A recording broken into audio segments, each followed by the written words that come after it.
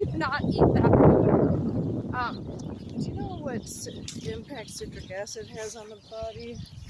I see it in all the canned goods. I mean, I realize they do it to... Yeah, it's another preservative. But it does have, it definitely throws the pH levels off in the body. You know, we want to be in more of a balanced alkaline, between alkaline and acidic, and, you know, be right in that 7.5 range. Mm-hmm. And a lot of these foods throw that off, and when our body pH is off, it throws off all the chemical signals for the hormones, for the nervous system, for respiratory, reproductive. Going back to the MSG, Yeah. that one, you know, we look at how students have a hard time processing and thinking and keeping their attention span, and that one really goes after the brain. It's like really causing these imbalances that make it very hard to focus. And MSG is also, you know, very hard on the cardiovascular system. So watch out for those chips. Those branded chips are really common MSG holders. Condiments, and then... What do you mean by branded chips? Like not store brand? Like yeah, not, like not the generic. big brands, Okay. like Yeah. So the faves of all the teenagers. Sure. Yeah. And you know, just watching out for those types of additives. So all that is driving like all of this excess food intake. And a lot of these companies, big companies, are producing so many new items every year. Yeah. You know, there's some that are, the big companies are producing 200 items per 6 months. And they're coming in again with another 200 items and selling those into the grocers. And the grocers have to then make space on the shelf. And you can imagine what makes space on the shelf. It's called the dollar. Yeah. And so, you know, using the big muscles and flexing the almighty dollar is what really creates what's going to be available on the shelf. Sure. So, you know, be mindful of where you're shopping. Yeah. What's on the ingredient labels. Making sure that, you know, ultimately you shouldn't have more than 7 ingredients on a label. Which, if I can interrupt, Yeah. I forgot what the reasoning is behind which ingredient comes first. Which should never be sugar. Well, I'm sorry. What I meant was the base ingredient, like the main purpose of the food product should be the main ingredient. It should never be sugar. And it should never be like a flour or, you know, something that has to bring a food item together. Is it based on the weight of the ingredients? No. No? Okay. Like if you are eating like less processed foods, more whole foods, that is, you know, kind of wrapped up in a wrapper but homemade, the key ingredients should be like what makes the product up. If it's like a fruit roll-up, it should mostly just be that fruit. Yeah. And you shouldn't have sugar. You know, there's all natural sugars that the body can process. Yeah. And have in moderation. Sugar, this is like a mind-blowing fact for people, but the American Heart Association it recommends 25 grams of sugar per day for a female white woman, and then 35 grams for a male, and it's 15 grams a day per kid.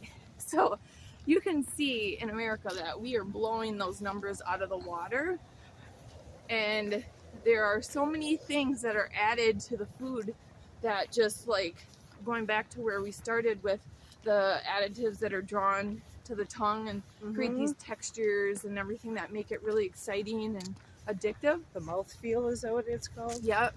The mouthfeel, it creates this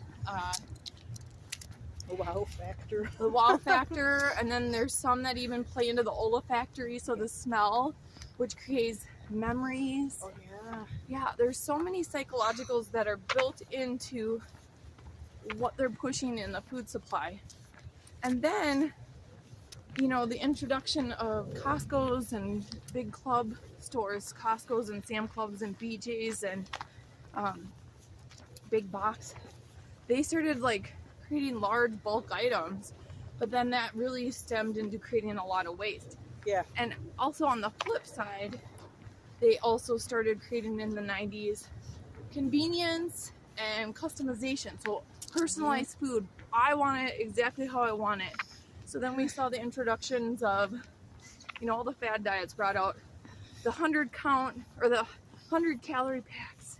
So they were exactly, the number of calories I needed.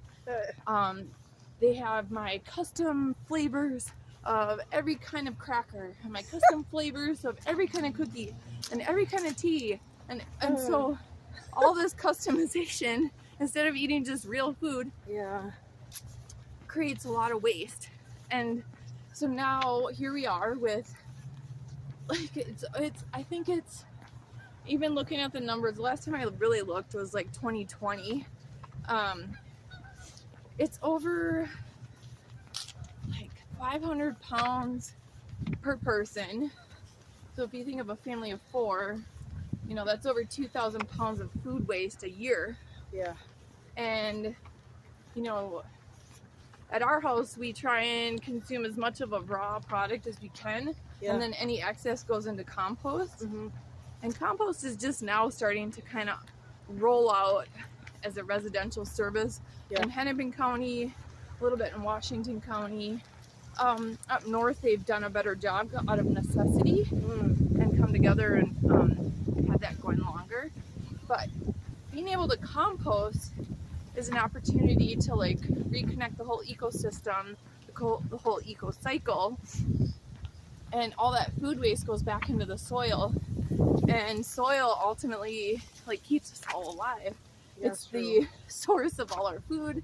It's a source of, being able to ground with the earth and the environment and the diversity of the environment. All of that is connected, and so it's so critical and key to making sure that that soil nutrition is healthy. So being able to compost and put it back into the earth and grow new food is the ultimate goal. Oh yeah.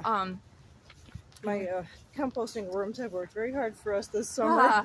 Yay! Vermicomposting, that's right. And they've been eating coffee grounds lately. I need to learn to leave them alone though. Let them be. They know their work role. Oh yeah, that's a good way to say it. Oh my god. Like, tell me about what kind of things you learned. You were, I think, managing a co-op at some point, or working inside a co-op, and I was running my own composting business that was helping different companies pull together a program that was going to help them institute composting at. So if it was restaurants, schools, hospitals, office buildings, and just figuring out like all of the key processes that were needed to make sure that they could have all the logistics there to run a composting program and have it picked up and brought and processed, so that it was just one fluid process system, very easy to manage. And that was really a cool thing to be able to work with like restaurants who were looking to figure out, how do we do the space now that we have garbage and we have recycling, and now we have to add a third component of composting. And getting very creative with the space that's needed, and how you get that picked up. And the society itself had to kind of catch up as well, because it had to have the services in place. Not all the cities were offering compost pickup. Also in like 2017, a lot happened in 2018, 2017, where the recycling industry kind of started falling apart. Oh, jeez. And China was no longer taking these large barges of all of our recycling. And so we were left with a lot of waste. And I always love this statement, but everything ends up being tracked or recycled in some way, shape, or form. And nothing actually ever goes away. So like, you throw something away and it never actually goes away. It goes somewhere for someone else to take care of. That's true. And I always love keeping that top of mind when I'm making a purchasing decision, when I'm eating, when I'm cooking, all of that. And so I'm just always kind of thinking about ways to, how will I reuse the excess? Do I need this much? You know, kind of having all those questions roll through when I make decisions. Oh, very much so. Now, do you have a fridge that is suited for the size of your family, unlike ours? We actually have an extra fridge because when we moved in, there was one down in the basement. Okay. And so we have we have frozen stuff, extra frozen stuff down there, and our extra fruit and everything. And when we get to the point where there's like fruit that's getting questionable or veggies that are getting questionable, there's always recipes to reuse them. The biggest one for fruit is smoothies. Oh, yeah. Yeah, and lots of times it's, you know, maybe not as palatable to eat a strawberry that's starting to feel a little more mushy, but if it goes in a smoothie, it still has nutritional value. That's very It's true. not gonna, you know, kill you or make you sick. And it's giving you a nice filling, healthy snack. So That's very true. I think even in our case, well, my husband Norm and I are in a one-bedroom condo with the same fridge that the place came with. okay. And while it was a good amount for me, Yeah. when I got married, I realized, okay, this is suddenly a two-person fridge, Yeah. and I am very waste conscious, and I'm not talking about my middle waste here, I'm talking about food waste, right? Right. And just like today, I opened up this scary looking bag of cauliflower, Oh boy. thinking of all the great intentions we'd had. Yeah. And we do cook a lot, and we have a lot in the freezer too, but there must be a better design or a better way to organize food. Uh-huh. Well, for starters, having a transparent crisper would help instead of making it a rotter. Right. Yeah. I mean, those who are listening to this,